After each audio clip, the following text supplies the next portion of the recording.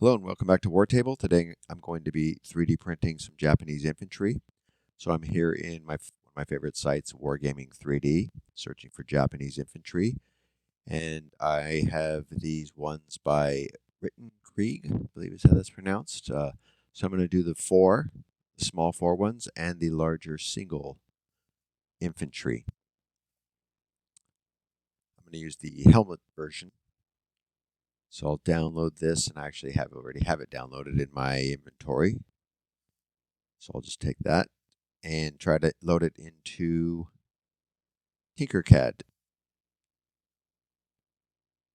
And it's too big. The file's too big, so now I have to try and find a workaround to get it in. So I will go over to Mesh Mixer, load it into Mesh Mixer, select the entire file, and at some point I want to take the base off of this as well, because I'm going to put my own base on it.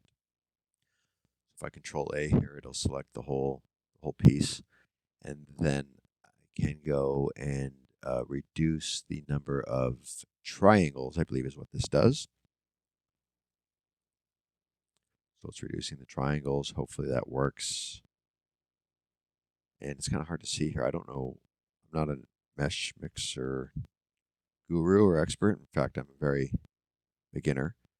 So I'm just checking it out here and fixing the holes in it in Microsoft 3D Builder.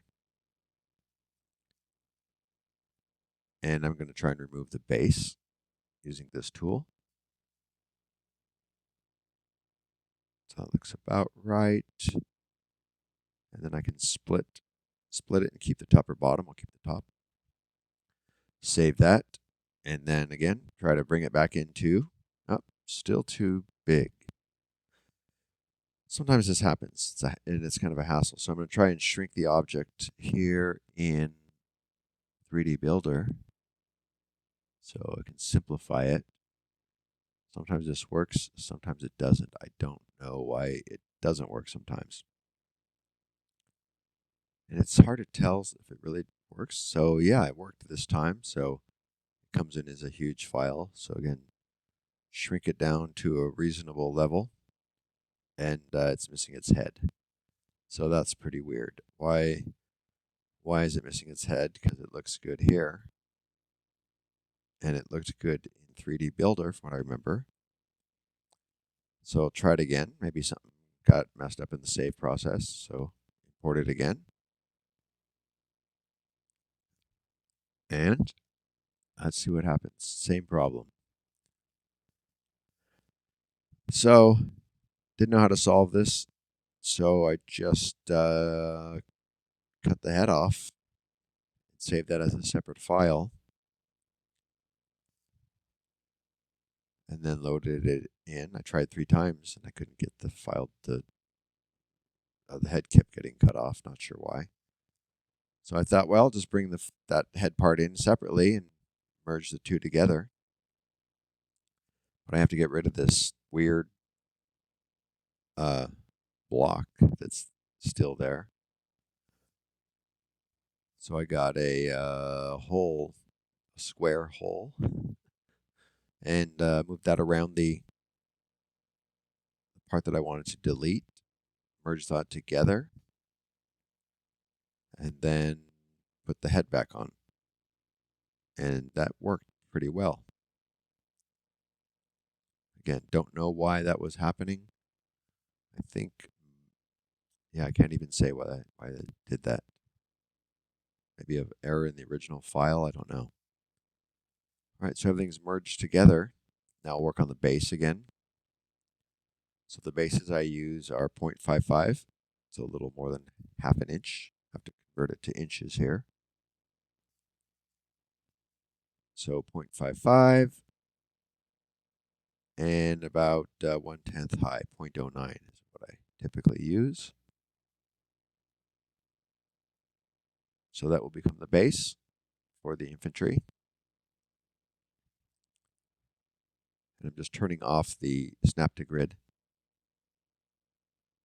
So just trying to get a visual on how big. Oh, I resized that correctly. I was trying to resize it, but I didn't resize it with all the axis.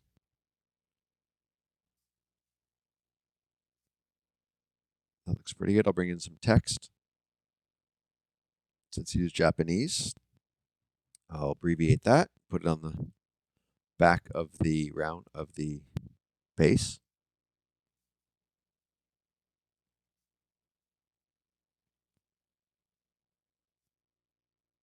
Just resizing it, bring it up. Again, I'm not measuring exactly here. 99%, I just visualize, and that looks about right. When these things are printed, 172 scale, a lot of the details are going to disappear.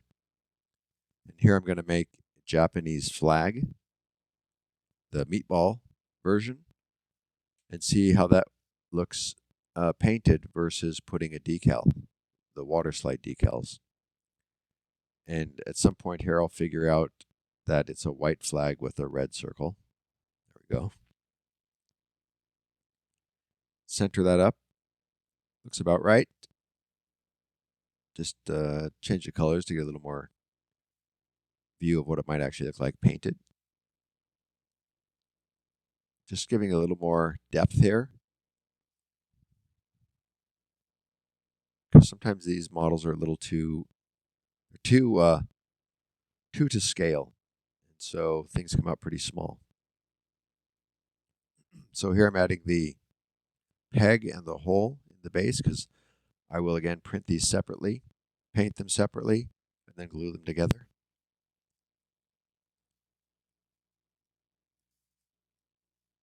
So I want the pegs and holes as kind of as big as possible so I get the most strength when I glue it together. I dropped one of these the other day and it broke off at the feet, so I had to re-glue it on. Probably need to find a better mix. Maybe put more of the tenacious resin in the vat so it has a little more flexibility. Here's the hole that will go into the base.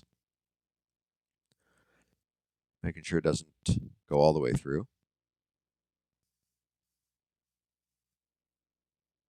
Looks about right. Make sure there's no hole in the bottom of that rifle. I wasn't sure if there was a hole. I think it's a solid piece. And here I'm just connecting the base of that rifle because I've actually printed this before and the rifle broke off. So I'm just putting a small little bridge there between the feet and the butt of the rifle. Doesn't take much to keep it secure. And here's the holes for the magnets that I will put in 1/16 by 1/16. Because I have a steel board, so it's kind of nice when everything sticks to the board. They don't get knocked over by die rolls.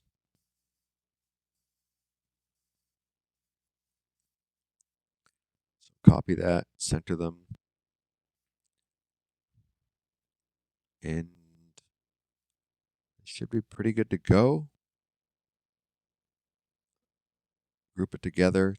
Don't even need to do that to export it, but right, export them. Export the files. Get ready for printing.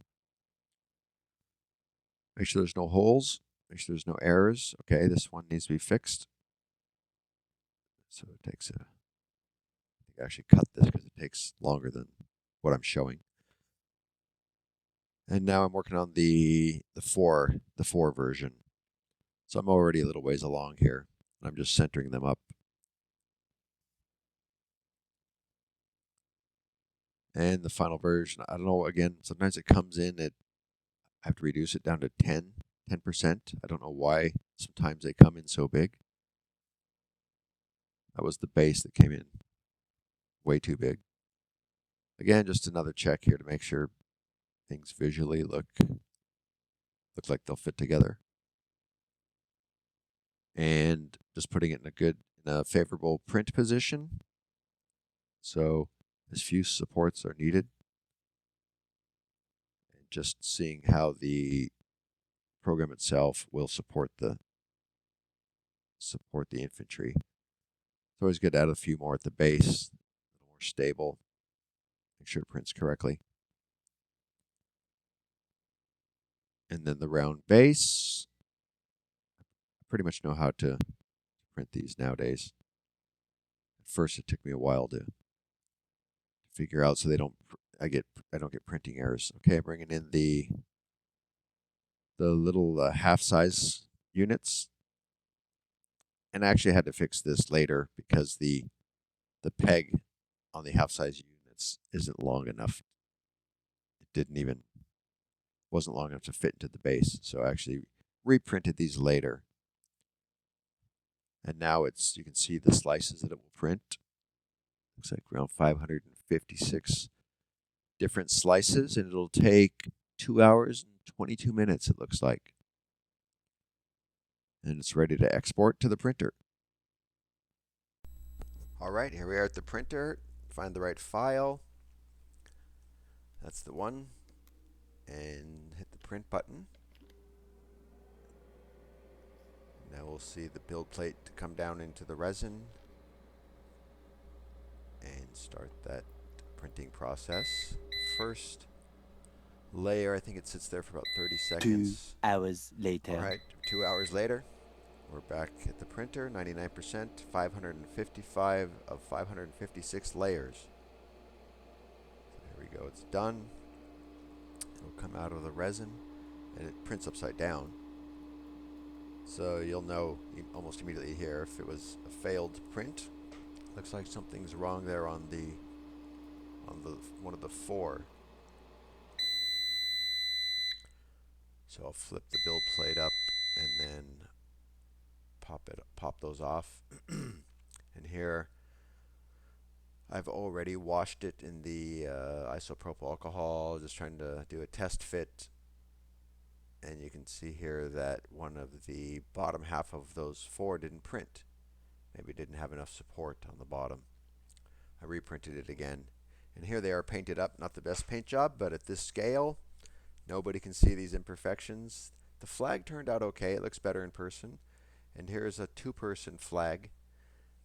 And that flag means that there's not only the 4 guys on the base, but there's 2 more of them. So 3 sets of 4. So there's this flag, and that represents 12 guys.